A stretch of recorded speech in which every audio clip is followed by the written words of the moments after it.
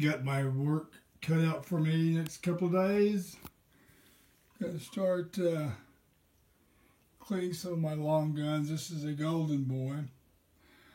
I'll be selling this one probably, but hate to. That, of course, is my Marlin. Lever Action 22, love it. There's another Marlin. 30-30. This is Colt 6920 lower. It's got the Grendel upper on it right now from Bear Creek, and there's the 5.56. I have my finger on that. 5.56 223 upper interchangeable. This, of course, beauty in it.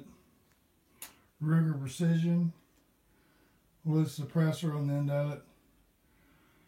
This is a great gun. I'm going to put that that new scope I've got in it, single focused scope on this to try it out. This is a Lone Wolf 9mm. Takes a Glock mags, AR configuration.